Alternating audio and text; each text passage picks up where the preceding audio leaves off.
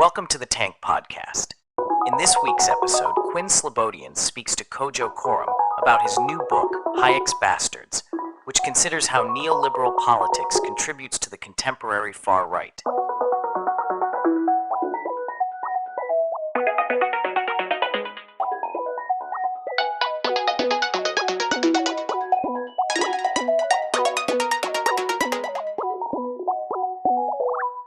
Okay, everybody, welcome to Tank on a Thursday evening to talk about all things neoliberalism, race, and oncoming authoritarian dictatorship. This is what we want to do on a Thursday evening. First of all, let me introduce myself. So my name is Dr. Kojo Koram. I am an academic at the School of Law at Birkbeck College, just down the road, so a much shorter travel for me than for Quinn. And it is an honor for me to be in conversation with Professor Quinn Slobodian, who is Professor of History at Boston University and is also the author of this outstanding new book. I will model it for a second. Hayek's Bastards, Neoliberalism and the Roots of the Populist Right. A little bit about how I encountered and have been so influenced by Quinn's work.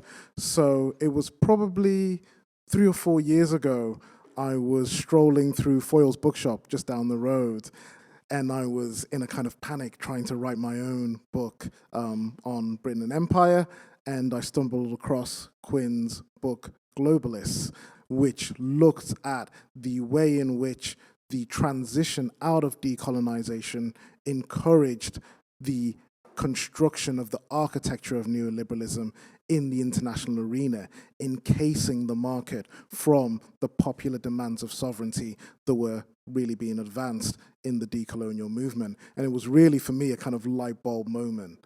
Someone had actually connected the kind of economic structure of privatization, deregulation, and neoliberalism with the political structure of decolonization. And I was like, that's the book that I wanted to write. So I just basically had Quinn's book, applied it to Britain, and wrote my own book. So, you know, and shamelessly confessing that in front of all of you now, but luckily no one is watching. And since I wrote my book, Quinn has incredibly wrote another, not one, but 2 books. The fantastic Crack Up Capitalism, which looked at the role of the zone and the hollowing out of state sovereignty from underneath rather than above. And then now, Hayek's Bastards, which looks at the way in which all of these different threads lead into the emerging synthesis between neoliberal economics and authoritarian politics that we see dominating so much of the globe here in 2025. And for me, these 3 books are almost like, you know, to coin a phrase in a different way, they're almost like your imperial run, Quinn. They're like, you know, the prolificness that I haven't seen, you know, since, I don't know, Prince dropped an album a year in the 80s of high quality. And now we're really excited to see how this latest offering speaks to the crisis of democracy that we see not just in the US, where Quinn is based, but also in Germany with the rise of the AfD, also in the United Kingdom with the rise of reform, and in so many other jurisdictions across the globe. So with that, further ado, I will introduce Quinn, who can give us a brief outline of Hayek's Bastards, and then I've got some questions for him, and I know you've got some questions yourself as well. So I'd like you to join me in welcoming Quinn Slobodian to us today.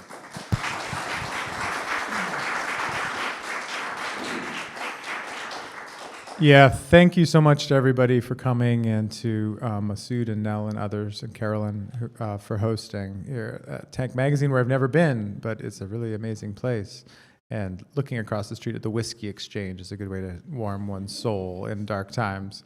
First of all, I hate to tell you this, it wasn't 3 or 4 years ago, it was more like 5 or 6 years ago, because I received the draft of what became Uncommon Wealth in 2020 in the depths of the pandemic. And I remember that specifically because it was a time when one really needed nourishment. And, you know, getting this book draft from you that did so many interesting things and knitted together so many interesting themes was just what I needed right then. And the final product was no less great. So check that out, Uncommon Wealth on John Murray. Go buy it. So yeah, this book, how does it fit with the other two ones that Kojo invoked? And what can I say by means of introduction for those who haven't had a look at it yet? I think that I've been writing this history of neoliberalism for about a decade now, and the globalist book that Kojo mentioned begins in the ashes of the Habsburg Empire, begins the end of the First World War, and it's about a kind of 60 or 70-year project that neoliberal intellectuals were both observing, cheerleading, occasionally involved in, which was about how to reconstitute the great, in their minds, economic unity of the world economy from the 19th century that had been lost with the outbreak of the First World War. So how do you get back to that wonderful golden era as they saw it, where you had the gold standard, you had relatively low barriers to trade, you had the free movement of labor in such a way that all parts of the globe were being sucked into a single world market?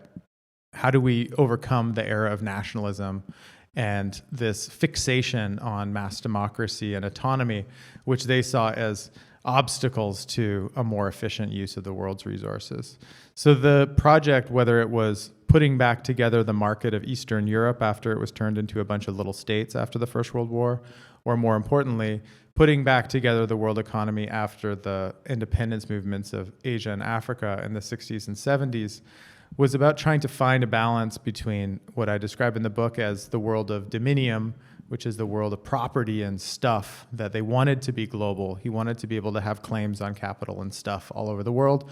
And then the world of imperium, which is the world of governments and people, which constantly threatened to stand in the way of property claims over borders by misinterpreting things like national independence as national ownership of resources.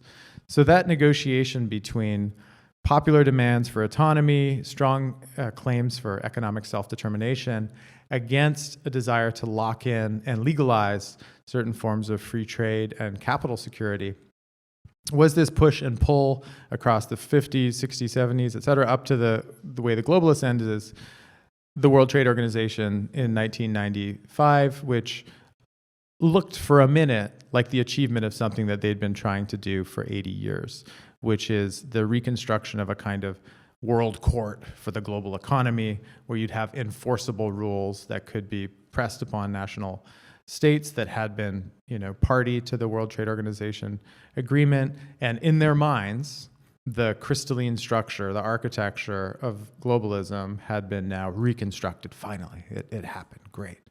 And this was all done in the name of abstractions, basically. So Friedrich Hayek would talk about this as rebuilding. He would even coin terms for himself, like it was a catalaxy.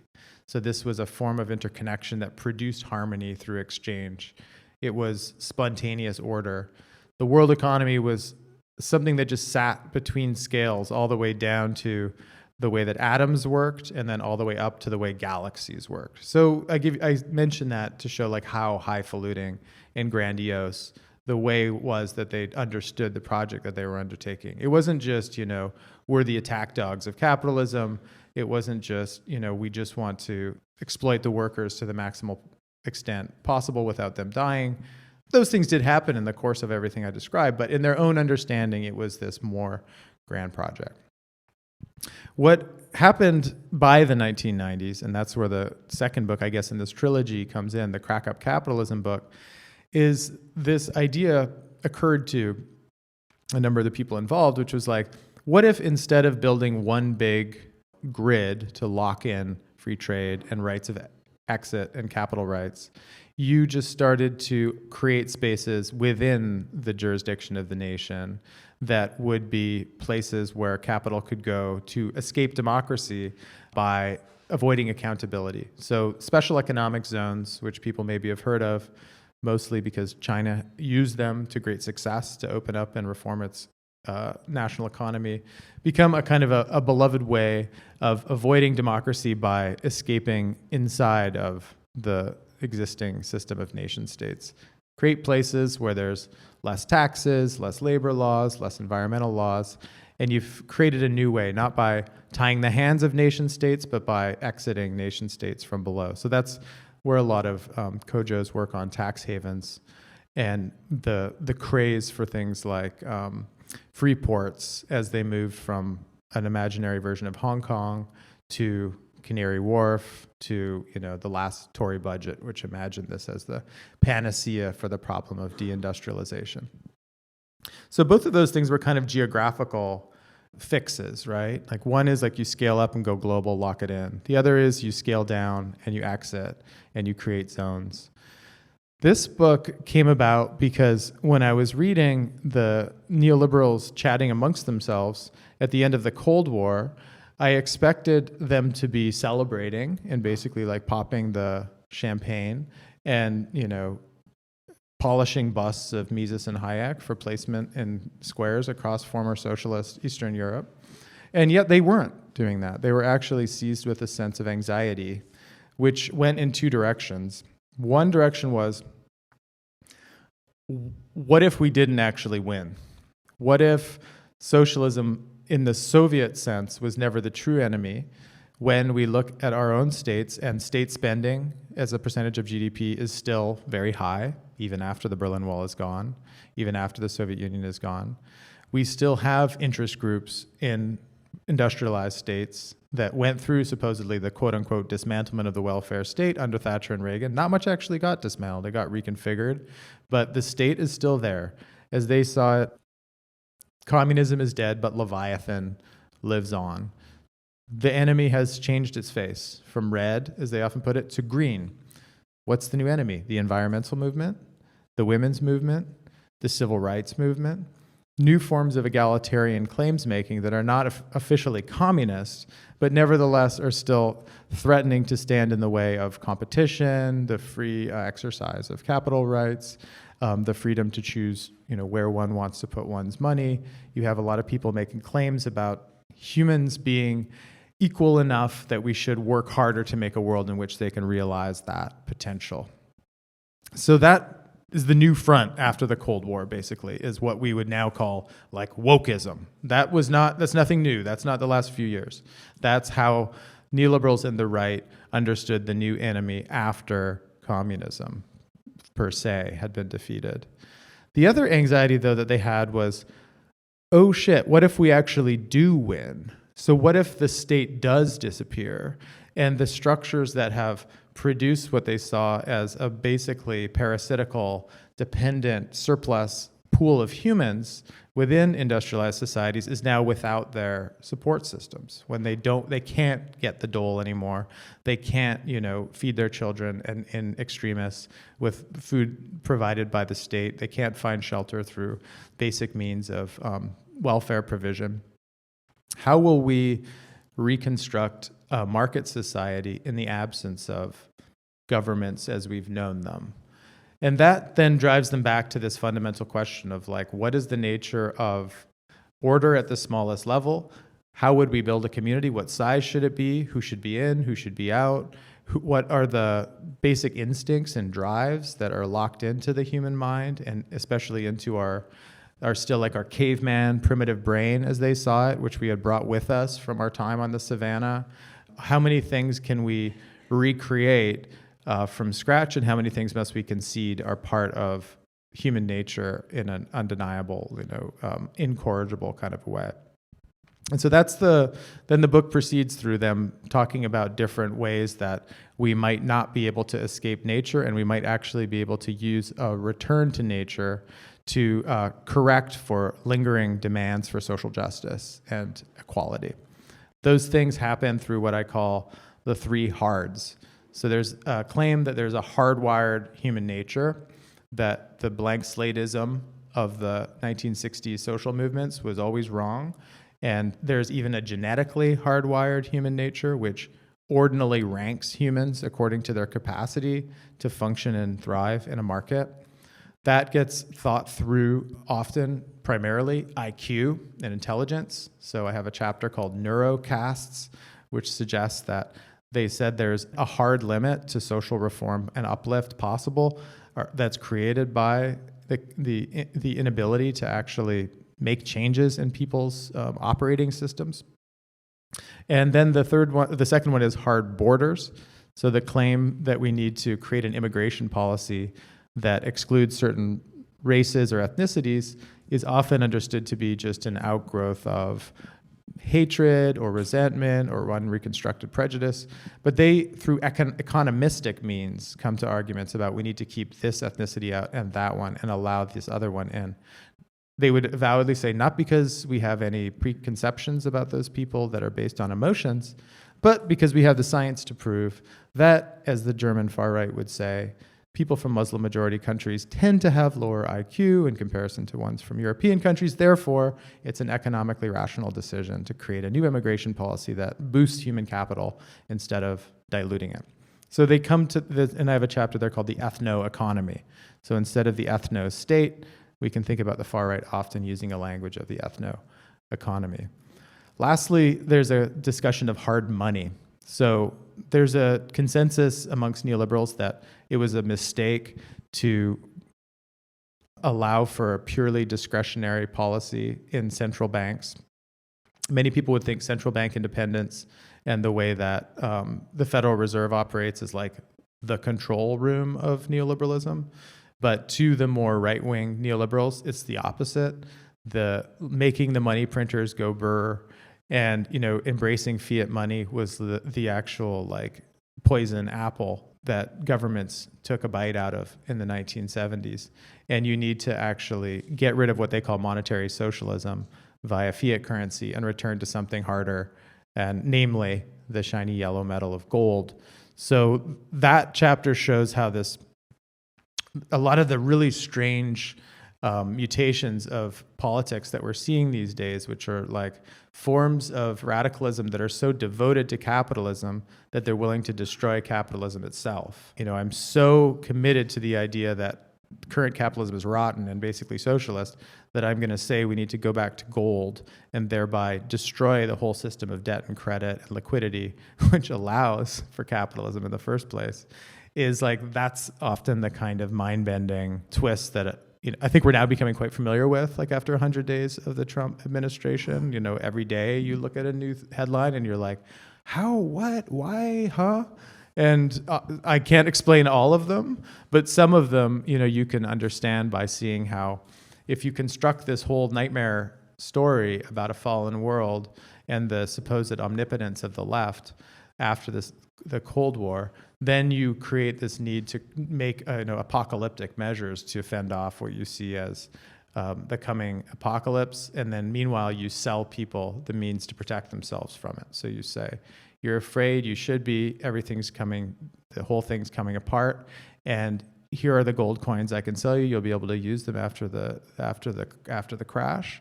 And here is a sense of belonging inside of this community, which will have more value maybe than you thought it had in the past. And here is a entry card by virtue of like a level of melanin in your skin, for example, into the future community, which we will build, after this all comes down.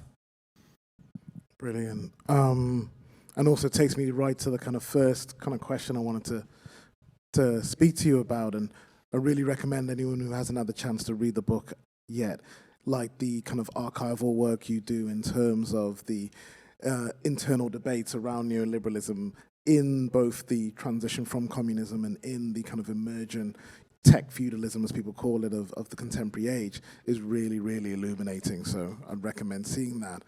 I think maybe the first question is just to give you an opportunity to kind of dispel the kind of grand narrative around the emergence of right-wing populism that we're often presented with, in the media space or in popular discussion. And we're all familiar with the grand narrative now that neoliberalism has hollowed out people's living standards for the last 30 or 40 years, has led to us feeling atomized and undermined social relations, and so people are therefore turning to the opposite of neoliberalism in figures like Trump, figures like Orban, figures like Le Pen, people who talk about nationalism, authoritarianism, protectionism, and a real reject the kind of free market neoliberal project of the last 30 years. Mm-hmm. Why is that simplistic story that we're often so told not really reflective of the truth as you understand it, Quinn? Yeah, I mean, I think there's reasons for that story to be credible, right? I think that circa 2016, when that became the story we told about what was happening, often there was an appeal to a certain idea from Karl Polanyi, right? So Karl Polanyi, probably a lot of people who have read The Great Transformation, but he has this argument that capitalism disembeds us from the social relations that we are born into and treats us like commodities on an open market, turns labor into a commodity and obviously turns nature into a commodity, and gives us this sense of abstraction and alienation from the place that we once found a sense of comfort. He saw this happening in the very moment of the late 19th century, which my neoliberals want to get back to. He said, well, no, actually the seeds were being sown then for a reverse direction, a double movement, as he called it. So if the first movement is we get sucked out and traded around the world, then the double movement is when we seek some kind of groundedness again. And the way he interpreted fascism was a double movement from the right. So that was people in a moment of desperation, seeking some sense of security and turning to the people who offered it to them. And his argument as a socialist, or a social democrat anyway, was that we need to have a double movement from the left. So we need to give people a sense of security, and we need to do it not just by saying, here's the nation, it's your home, or here's your race, and it's who you are, but by beginning the process of decommodification that would actually stop us from being, objects bought and sold on the market, and stop the earth from being things that are just bought and sold on the market. So I think, sometimes explicitly and sometimes implicitly, a lot of people were using that framework to understand what was going on in 2016 and 17. Things had gotten out of control, financialization had run amok, regional inequalities were obvious for everyone to see. Wages had stagnated for decades. So here came someone who said, I will give you a sense of belonging again and a sense of control again. And people went for it. And so it was the natural, predictable outcome of neoliberalism gone too far. So there is something to that if one takes what populism scholars would call the demand side. It's like, why were people pissed off? Why were they angry at the existing options? Why were they seeking some kind of protest? That part I think is correct.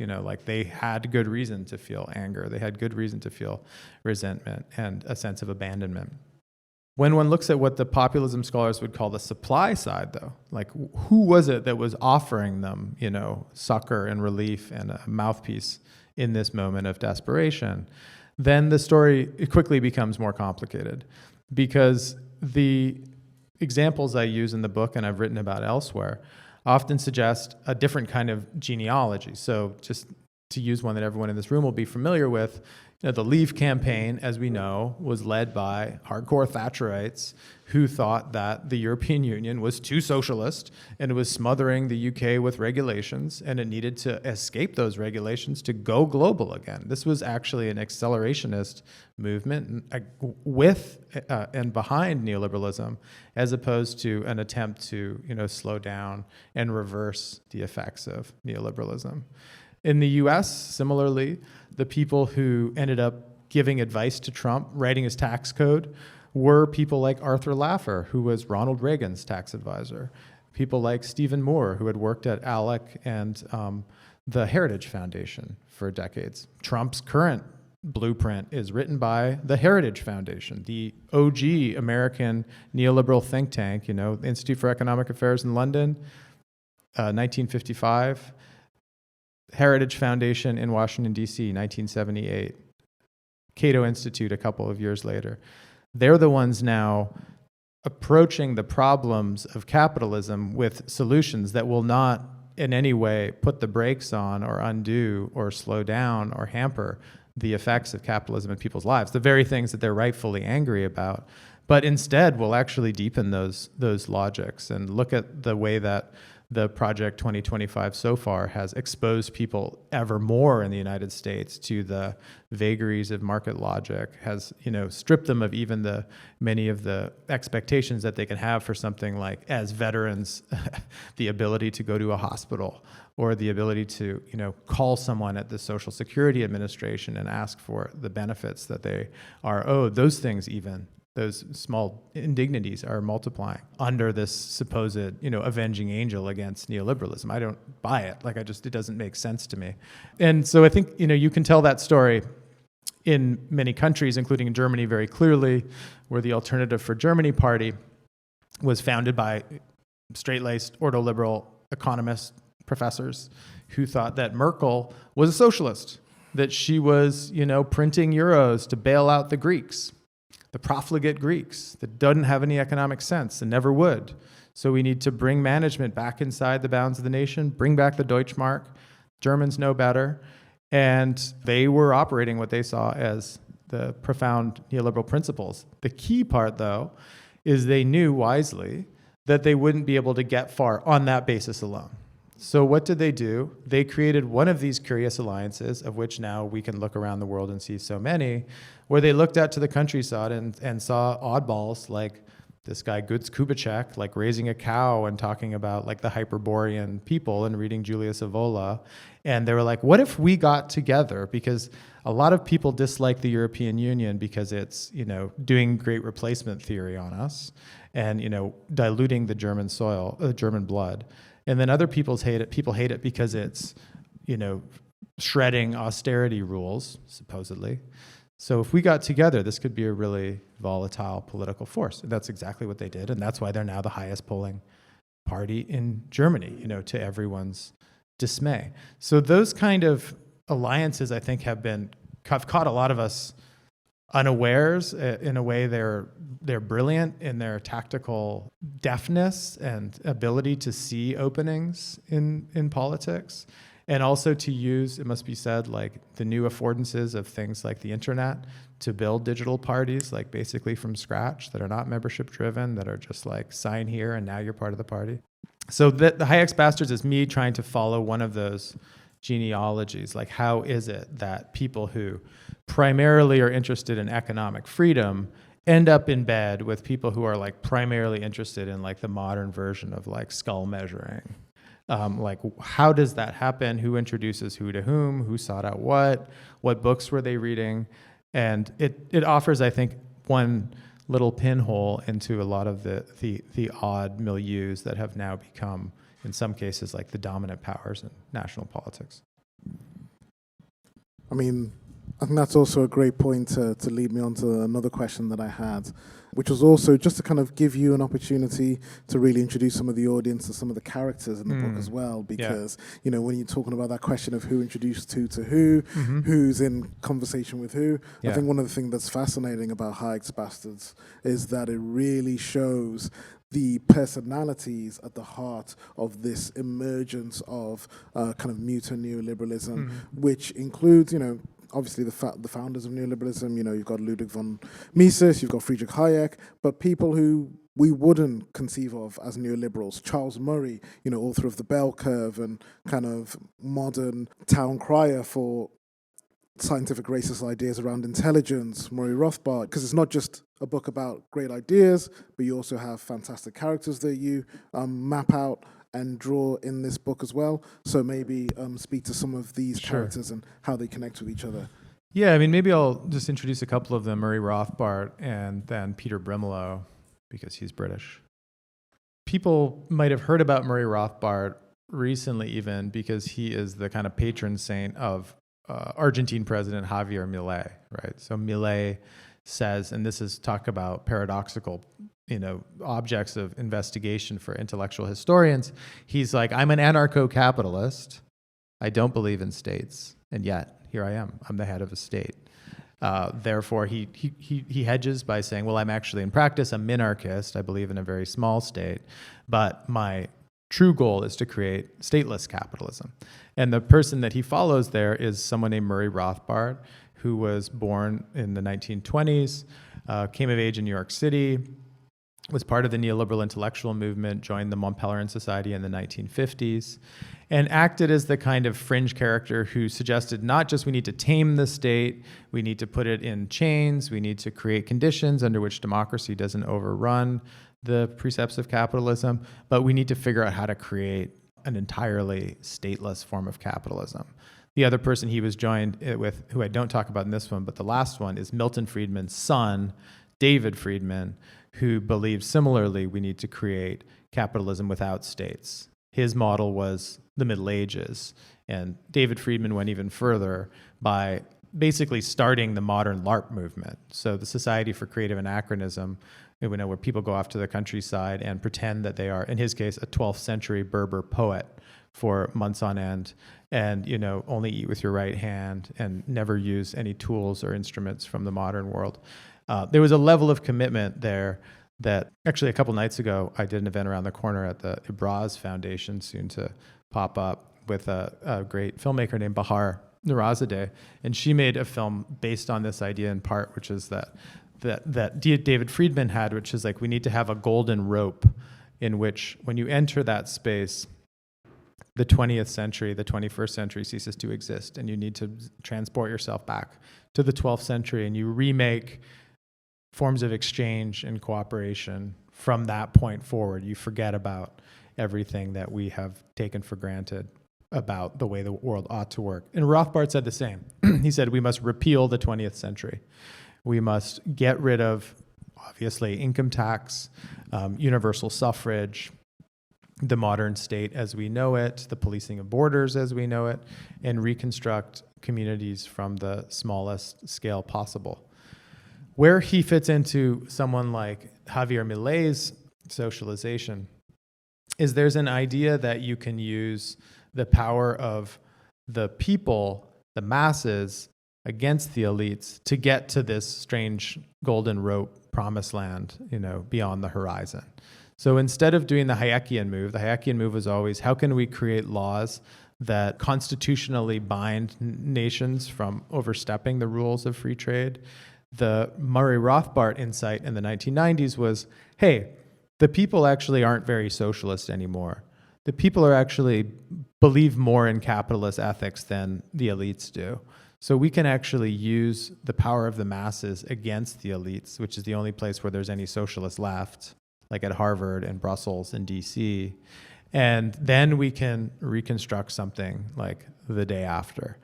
And so this was a reversal of neoliberal strategy from the secondhand dealers and ideas, the think tank model, to, as he called it, the outreach to the redneck strategy, and creating what he called a revolution of white Euro males. That's what he called it in 1992 when he was advising Republican presidential candidate Pat Buchanan, who many people like John Gans and Nicole Hemmer have rightfully seen as a kind of dry run for Trump's run for office in 2016.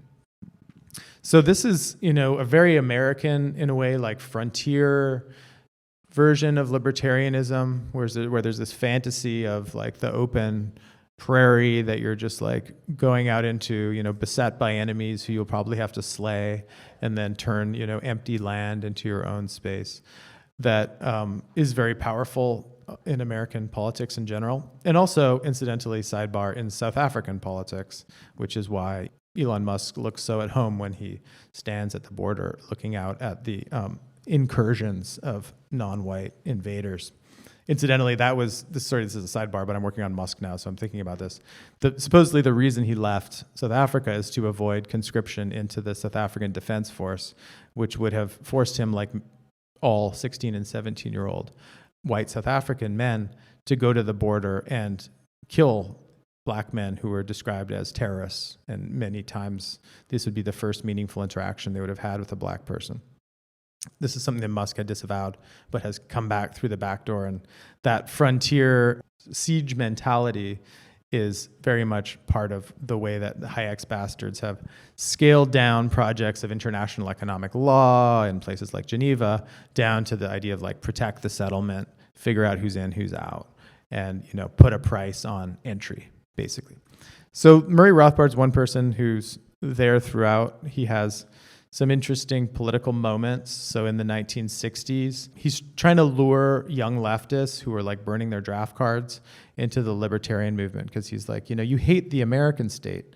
What if you just hated the state per se? Couldn't that maybe open the door to entry into my movement? And meanwhile, he was encouraging black nationalism because he thought that one of the things that would act as a social glue after states were gone was racial homogeneity.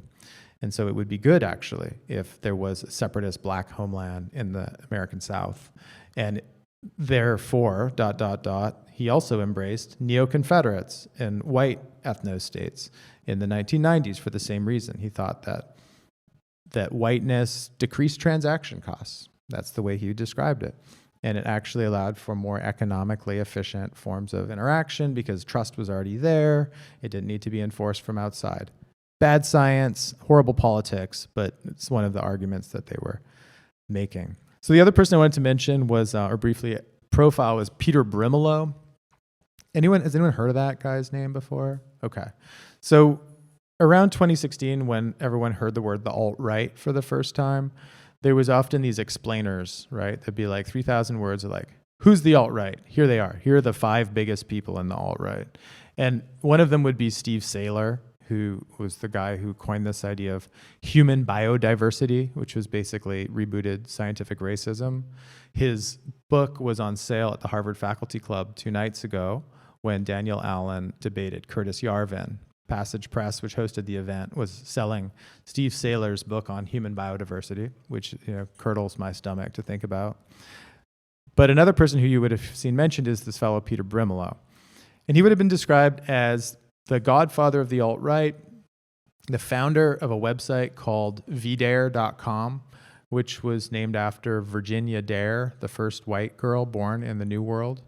And it was pretty early online, late 90s, and acted as a place for virulently racist, white nationalist, nativist, exclusionary political viewpoints and expressions. So I'd read about Peter Brimelow for a while, and I just figured like, he's just like a wild-eyed guy, like just, hates non-white people for reasons that are probably inscrutable to anyone else. And he's just, he's a hate monger. Like that's the kind of merchant of hate. Like this is the kind of language you often saw around that time, right? Which is like probably still true. But he also was a financial journalist for like 15 or 20 years, wrote for Forbes, Fortune, The Financial Post, and actually arrived, as I narrate in that chapter, at his ideas of ethnic exclusion, not through like rediscovering like the Aryan bloodline or something about, mystical relationship between blood and soil, but very much like a dollars and cents economic freedom line of argumentation. So at a time in the late 1980s when, this still blows my mind, the Wall Street Journal was every 4th of July calling for open borders. They said there shall be open borders. This line should be added as an amendment to the Constitution. It still blows my mind to think about that. They were criticizing the militarization of the border police. That was what the capitalist class was thinking in the late 1980s. They're like, great confidence in the self-ordering qualities of the market. This can kind of somehow work to our advantage, regardless of social frictions.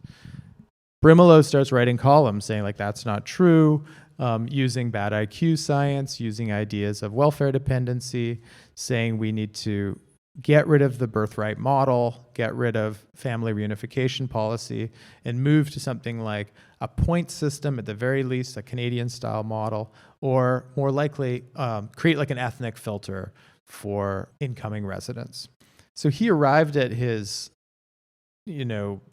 fire-breathing racist nativism through actually a sequence of economic points of logic, which was troubling to me, of course, but was also to me indicative of the side of the far right that we had been not so good at exploring, which is like the capitalism of the far right. And that chapter begins by saying, we all use that quote from Horkheimer, like those who want to talk about fascism must not be silent about capitalism. Yet it's actually quite rare to talk about the relationship between capitalism and the far right, except to say, in the original cliche version, the excess of capitalism produced the far right as a kind of a negative antibody. expression of self-protection that is itself corrosive. So the idea that there is an economic logic within the far right is something I was really interested in working my way through, and as best as I could, steel manning or giving some kind of internal coherence to try to understand, how do people who are part of this persuade themselves that this is itself, a defensible logic that is not just pure trolling or pure affective, libidinal excitement about, being part of the in-group, which is those things too. I mean, I think something that often comes to me when exploring this genealogy and thinking about the way in which these two systems oscillate within each other is the appeal to kind of naturalism and scientific certainty that we see in so many of the rhetoric of the kind of nativist, racialist far right, but also combined with this really draconian and relentless authoritarian state structure to police the boundaries of racism, that you need a strong state, you need strong borders, you need a strong prison system, system of mass incarceration in order to make sure that you have a population that is able to function within the logic of the market to its highest level of productivity. But if they are so confident in the kind of natural orientation behind their categorization and hierarchies of racism, why the relentless appeal towards this authoritarian state? Yeah, I hear what you're saying. I mean, if you're arguing that, all we need to do is like relapse to human nature, then why do you need to make people act naturally with such like aggressive intent? Yeah, that's true. I keep on being distracted. Is there like an ultimate fighting championship happening next door or something? Oh, it's the protest. Okay, well, all right, then I feel fine being interrupted by that. I remember finishing like a podium discussion like this, and like protesters came in to get a drink afterwards, and I was like, we're the suckers here. What are we doing? Why are we talking about this stuff instead of being out with them? The microphone's outside. Yeah. So it's a great question. And the way that I think is best answered is by talking about this the way that they did, which is that there's this great metaphor about the satellite. I don't know if you remember this, but James Buchanan, who is one of these neoliberal intellectuals, is reflecting on what their project is. Like, what are we up to? What are we actually engaged in? And he says, we're building satellites. And what he means by that is the Earth is the space of what he called like tribalism. So our legacy of the savannah, our desire to have face-to-face interactions, our desire to live in this fantasy decommodified world of solidarity is something that pulls at us, and we're drawn to that idea as humans. That's also human nature. Deep space is like Hayekian abstract exchange. That's the catalaxy, right? The galaxy of the catalaxy. We need to figure out how to create satellites that kind of use the gravity pull of our instincts without giving into them altogether. So you can't actually just say, let it go, like let people just do what they want to do, because then they will actually become socialists. Because that's what humans are somehow deep within their like caveman hearts. We just want to go back to like being around the campfire. Like that's actually how they see things. So you need to actually also train people out of that, but also be aware that you can tactically use that kind of attraction to commonality and attraction to small group dynamics to actually create better functioning market societies, especially if you have the plan of getting rid of the state and the representative government, which has heretofore in the modern period been what offers some kind of collective coherence. Like, you could have, in the Republican tradition, small r, since the Atlantic revolutions, there we go. We're getting the flag. What's up? If I had a car, I would honk it. So yeah, where was I? So yeah, you can make use of those instincts, but you don't want to totally give in to them.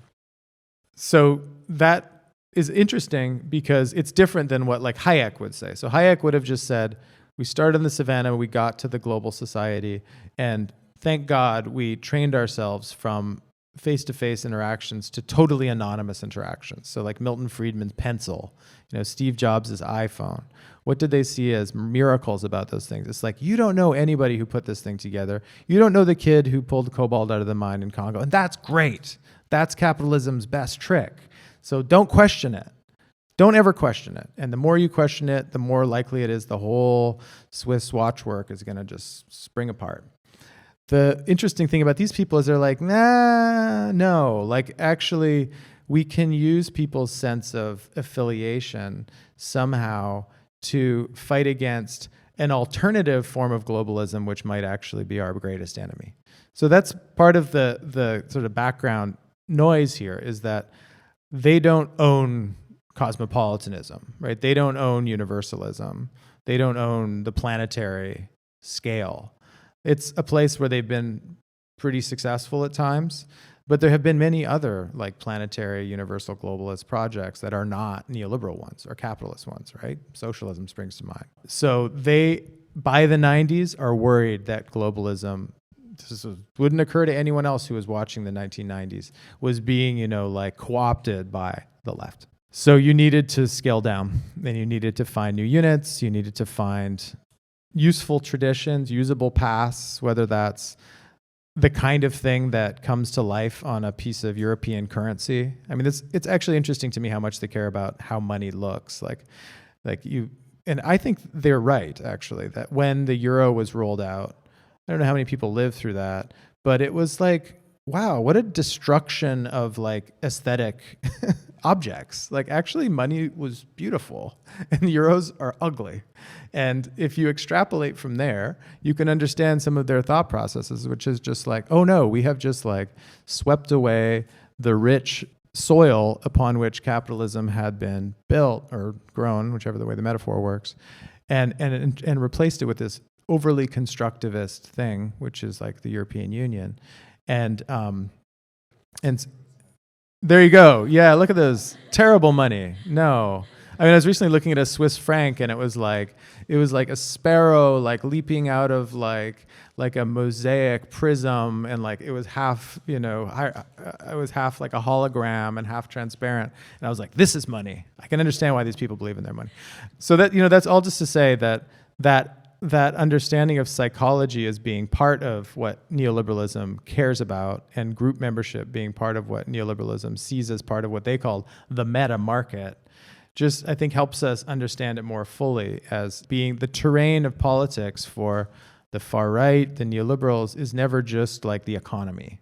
And to pare it down to that is like, I think, wildly disempowering for its critics too, to think that it's all just being fought on questions of pure distribution. And it also makes things too easy to say, all we need to do is like tweak the math. But as soon as you start to see that it's also about, constructing alternative forms of identification and affiliation, then, and like myth making, then, and fighting on the terrain of science. I mean, to me, actually, part of the message that I'm hoping to get across with this book is not like science is the third rail, never talk about it in politics. Actually, it's the opposite. I think that they were wise and canny to see the rising prestige of things like genomics and neuroscience in the 1990s and like hitch their wagon to it, when the left, for the most part, was still saying like, it's all social construction, that's just hegemony, like don't pay attention to that stuff coming out of the labs. I'm much more excited, enthusiastic about a left that is like engages with scientific forms of meaning making and truth making, not as a way to, come to easy fixes like Murray and Herrnstein did in the bell curve, when they say, look, we've got the footnotes, that means social reform will never work. Case closed. We have to live with inequality. Obviously, that's not the kind of science, that is bad science in the first place. But I think the idea that science, too, could be part of an engagement with neoliberal politics is, to me, a sign of, it's a call or a summons to a different kind of thinking as well. Brilliant. So I've just got one more question, and then open it up to the audience. It seems like a very savvy audience here, so I'm sure you've got your questions you want to ask Quinn, so start thinking them up. We'll be turning to you shortly. But I think the last question I wanted to end with was one that's been troubling me in terms of trying to analyze the current context that we're in. And I think that your book does such a fantastic job of kind of plotting out the interconnection between this resurgent appeal to nativism and scientific racism to a lot of extent within this moment of kind of populist neoliberalism. And it makes it so clear the kind of threads and the genealogy and the depth that this current moment owes to that kind of ways of thinking. But I wonder, how do we then reconcile the appeal that figures like Trump, figures like Reform to a certain extent, definitely figures like the AfD, who have multiple racial minorities within their senior representation. What do we do about the appeal of this right-wing populism to racial minorities themselves, even in the West, in places where you would imagine that they would be the victims of this kind of politics, especially when we talk about this idea of new forms of identification, new forms of myth-making. Where would they fit into, or see themselves fitting into, this new form of myth-making? Yeah, no, it's a good question. I guess there's two ways of answering it. I mean, one way of answering it would be the slightly more of a cop-out answer, which is that I don't claim that this is like the skeleton key for like the reasons why voting patterns exist the way they do, et cetera, and that not everything needs to be kind of fit into my frame. So I think that, the surge of popularity for Trump in Latino populations and Black populations, first of all, it's often very gendered. So I think you could say that this appeal to the return to a natural hierarchy, speaks to men across racial groups. And so I think that is definitely part of the appeal that return to nature is connected to. But also the way that, say, the IQ fetishists approach race is also a little bit idiosyncratic, and maybe not everyone has, been exposed to it. So the way that IQ people often disavow their racism is to say, no, you know who the highest IQ people are? Ashkenazi Jews. And you know who comes after that? East Asian populations. So how could we be white nationalists? I mean, this is like a very common rebuttal, right? Like, so how could we be white supremacists? We just told you with our own figures that non-white populations are actually the smartest, or even if you take Jews as whites, and sometimes they would, then East Asians are always going to, rank higher. So there's ways, so even within the world of like IQ racism, you can do like forms of supremacism that are not only white. You can definitely, lots of Chinese nationalists are very focused on G, this idea that there's general intelligence, and that IQ is actually, a meaningful way for understanding why some groups have succeeded economically and others haven't. But then there's also, as we know from reality, complicated histories of race inside of countries, especially in Latin America, in which it's not as if Argentines or Guatemalans see themselves as belonging to one race. They don't belong to one ethnicity. And internally, the caste systems that exist around degrees of lightness and so on are obviously still very determinative and correlated with who has the power and who doesn't. So the idea that you could be, a Latino man and feel a sense of racial superiority over, let's say, a Mayan indigenous person coming over the border is quite easy, actually. Like the simple, quadripartite model of racial identity that the census uses or whatever doesn't capture, obviously, all of the forms of hierarchy that continue to structure people's ideas of politics. So I think the interesting question would be to ask people questions like this, like how, what is your attraction? Is it about, do you think that we've gone too far in terms of egalitarianism? We need to return to something more natural. Is it because of morality? Is it because of, stories that you've been told on the internet through science you don't understand? I think all of those things are in circulation and in play. But that one piece of it that is about, not doing free market politics because it's connected to some idea of Christian dominion or like prosperity gospel, but doing it because it's connected and connecting it to statistics about IQ and racial difference is what I'm trying to describe in the book. The move from the old fusionism to what they called the new fusionism by the late 1980s.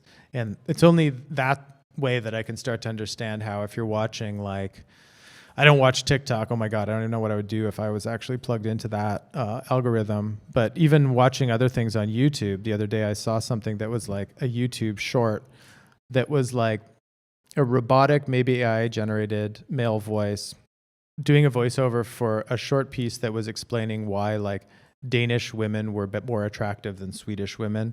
And it was doing a full like Victorian race science style study, like I can't remember the word, like prognathy, like the projection forward of the skull this way. And it was showing like dotted lines in like this outrageous like Galtonian.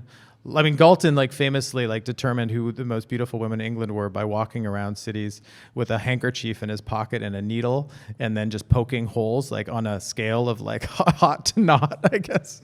So much of what we understand to be like robust social science is often like shot through with like much more profane understandings of like thwarted desire and, wills to domination. And, I guess our current moment is no different. Brilliant. Well, on that note, I just want to ask you, first of all, to thank Quinn for continuing to talk to us despite 4 other talks today. Definitely. And just to remind you all as well that there are copies of Hayek's Bastards available for sale at the back there. And really recommended if you want to understand what's happening, not just now, but what's likely to happen. Yesterday, I dedicated one to Hayek's grandson, who someone knows at Leeds, and she's like, I got to get this for my friend, Ronan Hayek. So can you dedicate to him? So unless there are any direct relatives of Hayek in the crowd, it would be hard to top that one. But thank you, everybody, for coming, and everyone for organizing. Yeah. To hear more podcasts from Tank, you can subscribe on all major podcast platforms or follow us on SoundCloud.